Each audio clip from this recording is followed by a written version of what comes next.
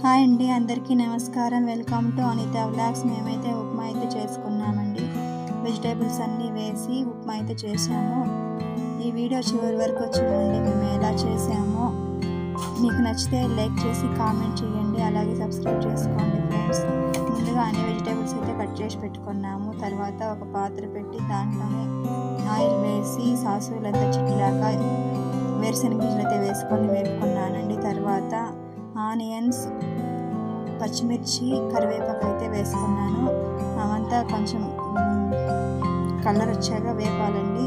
అది తొందరగా వేపాలంటే కొద్దిగా సాల్ట్ అయితే వేసుకోవాలి.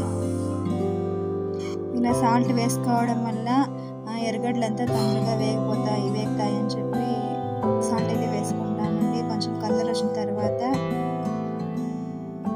మేము కట్ చేసి కడుక్కున్న బీన్స్, క్యారెట్ అయితే వేసుకున్నాను.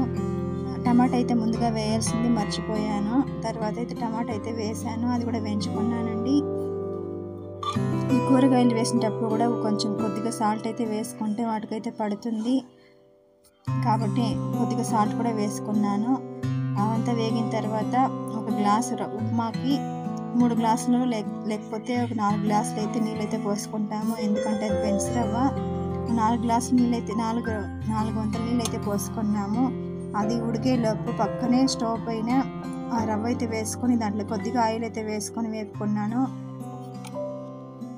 రవ్వ ఎక్కువగా మాడిపోకుండా చూసుకోవాలండి. అదైతే బాగా వేపుకొని పక్కన పెట్టుకోవాలి.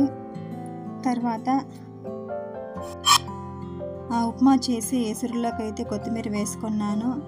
అదైతే కాగిపోయిందండి. తర్వాత కొద్దిగా రవ్వ వేసుకుంటూ కలిపెట్టుకోవాలి, లేకపోతే ఉండలు కట్టేస్తుంది.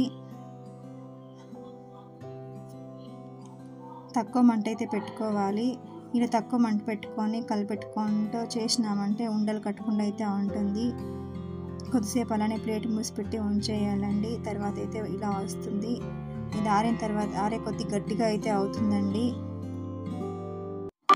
ఈ వీడియో మీకు నచ్చితే లైక్ చేయండి, కామెంట్ చేయండి, అలాగే నా ఛానల్ సబ్స్క్రైబ్ చేసుకొని నన్ను సపోర్ట్ చేయండి ఫ్రెండ్స్.